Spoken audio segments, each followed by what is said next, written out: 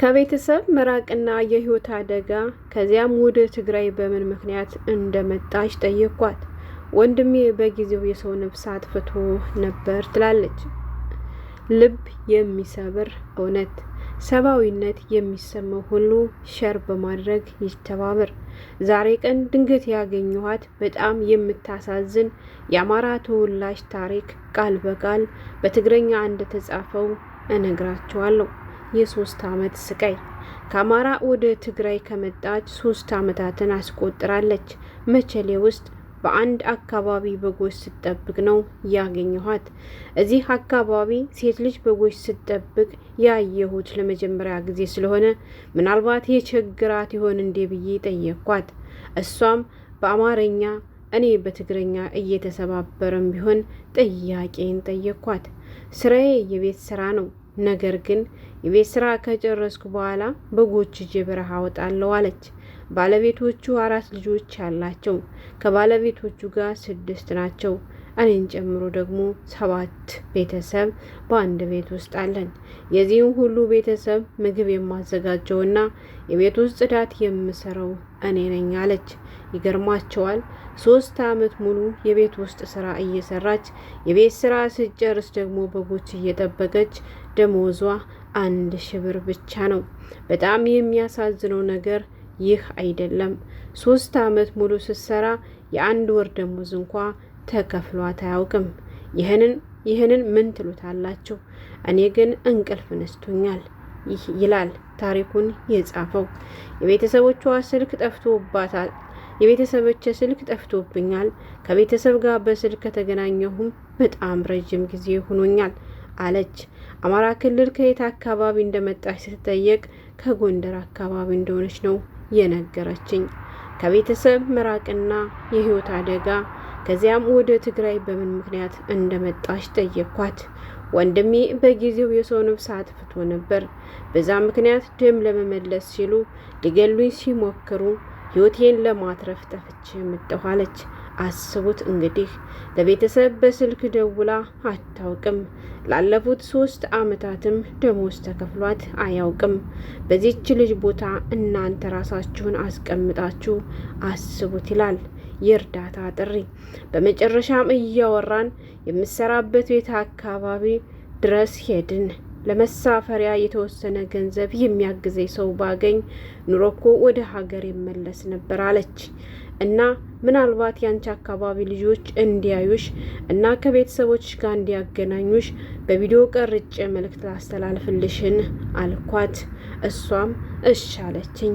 ጥያቄ እየጠየኳት ትንሽ ቪዲዮ እንደቀረጽን የሚያሰሯት ሴት ድንገት ብቅ ብለው እራት እንድትሰራ ሲጠሯት እሷም ደንግጣ ሄደች። አውርተን ሳንጨርስ ቪዲዮም ተቋረጠ። ይህንን ፖስት ሼር በማድረግ ምናልባት የሚያውቋትና ሊያግዟት የሚችሉ ሰዎች ሊገኙ ስለሚችል ትተባበረኝ ዘንድ ብሬክስ ሀበሻዊ በትግረኛ የጻፈውን ወደ አማርኛ ተርጉሞ አቅርቦታል። ግንቦት 18 2017 ዓመተ ምህረት። ውድ ቤተሰቦቼ የሀገሬ ልጆች ሰላም ብያለሁ። በመጀመሪያ እንግዲህ ያው ቀጥታ ወደ መልእክቱ ስለገባው ነው ማለት ነው። እንግዲህ ቀደም ሲል በንባብ መልኩ ያካፈልኳችሁ የአንዲት ምስኪነታችን ታሪክ ነው ማለት ነው። እንግዲህ እኛ በስደት የምንኖር ልጆች አረቦች በደሉን፣ አረቦች ያለ ደሞዝ አሰሩን እያልን ብቻ ብዙ ነገር እንላለን ማለት ነው። ግን በሀገራችንም እንደዚህ ያለ ግፍ ይፈጸማል ማለት ነው። ዛሬ በተለይ የጎንደር አካባቢ ልጆች የሆናችሁ እኔን ጨምሮ ይሄን ቪዲዮ ሼር ማድረግ ግዴታ ስላለብን እባካችሁን ቪዲዮ ሼር በማድረግ የዚች ምስኪን ከርታታ ቤተሰቦች እንዲገኙላት እናድርግ ማለት ነው። እንግዲህ ስሟን አልጠቀሰችም። ያው እንደሰማችኋት ከጎንደር አካባቢ ከአማራ ክልል ወደ ትግራይ ክልል ከገባች 3 ዓመታትን እንዳስቆጠረችና ከአማራ ክልል ወደ ትግራይ ክልል የገባችበት ምክንያትም ወንድሟ በሰዓቱ የሰው ነፍስ አጥፍቶ ስለነበር ይሄ የማይረባ አጉል ልምድ ያው ደም መመለስ የሚባል ነገር ስላለ በሰዓቱ ሌላ አማራጭ ስላጡ በሷ ሊበቀሉ እየፈለጉ እንደሆነ ስለገባት ወይንም ስለሰማች በዚያ ምክንያት ቀይዋን ለቃ እንደተሰደደች ነው እየተናገረች ያለችው።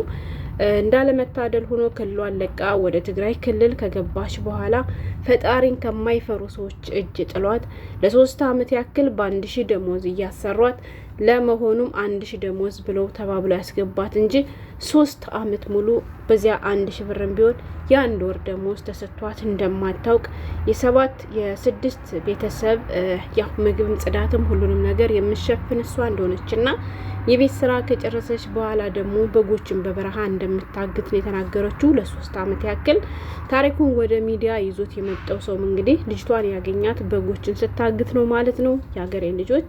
ስለዚህ ይቺ ልጅ በጣም በመከራ በስቃይ ውስጥ ነው ያለችው። ከቤተሰቦቿ ጋር በስልክም ቢሆን ተገናኝታ አታውቅም። ምክንያቱም የቤተሰቦቿ ስልክ ጠፍቶባታል ማለት ነው። እንደተናገረችው ከሆነ ከዚህ የተቀመጠችው አማራጭ አታ እንጂ ተመችቷት እንዳልሆነ ትንሽ ለመሳፈሪያ የሚሆን ብር የሚሰጣት ሰው የሚያግዛት ሰው ብታገኝ ወደ ሀገሯ መመለስ እንደምትፈልግ ነው የተናገረችው። ስለዚህ እባካችሁ ጎንደር አካባቢ እኔን ጨምሮ እንዳልኳችሁ ልጅ ጠፋችን የከሌ ልጅ በዚህ ምክንያት በዚህ ሄዳ ጠፍታ ቀረች ምናምን የሚባል ወሬ የሰማችሁ ካላችሁ እባካችሁን ቪዲዮን ሸር በማድረግ ለቤተሰቦቿ እንዲደርስ እናድርግ ነው የምለው። እና እውነት ለመናገር በጣም ነው የምታሳዝነው። እንግዲህ ሰውየው ቪዲዮ እየቀረጻት እያለ ወደ ሶሻል ሚዲያ ካወጣውሽ የሀገርሽ ሰው ሊያገኝሽ ይችላል ቪዲዮ ሊቀረጽሽ ብሎ አስፈቅዷት እሷ ምሽ ብላ ተስማምታ ነበረ። ቪዲዮን እንደጀመር ነው አሰሪዋ ድንገት መጣችብን ይላል። ጠርታም ነይ እራት ስሪ የሚል መልእክት ስታስተላልፍላት እሷም በድንጋጤ ቪዲዮን ሳንጨርሰው አቋርጣ ሄደች። በትንሹም ቢሆን ፎቶዋና ትንሽ ታሪኳን ቢሆን ስላስቀመጥኩኝ እባክህን ብሬክስ ሀበሻ ይሄን መልእክት ሸር አድርገው ብሎ በትግረኛ የተጻፈ ጽሁፍ ብሬክስ ሀበሻ ደግሞ ወደ አማርኛ ቀይሮ እንግዲህ ወደኛ አድርሶናል ማለት ነው። እኛም ሸር የማድረግ ግዴታ አለብን ብዬ ስላሰብኩኝ እንደ አንድ ኢትዮጵያዊት እኔም ሸር አድርጌያለሁ። ሌሎቻችሁም ሸር በማድረግ እንተባበር። በተለይ የአማራ ክልል ልጆች፣ ከአማራ ክልል ደግሞ ጎንደር አካባቢ ያላችሁ፣ ጎንደር ከየት አካባቢ እንደመጣች አይታወቅም፣ ግን ሸር ካደረግነው አሁን ላይ ሁሉም ሰው በሚባል መልኩ የሚዲያ ተጠቃሚ ስለሆነ አይደለም እቺ በግልጽ የተናገረችው አይደለም እቺ በግልጽ ፎቶዋ የሚታየው አይደለም ይሄ የቅርብ ጊዜ ትውስታ ይቀርና ከስንት ዓመት በፊት የተጠፋፉ ቤተሰቦች እየተገናኙ እያየን እየሰማን ነውና ሁላችሁም እባካችሁም ሸር አድርጉ።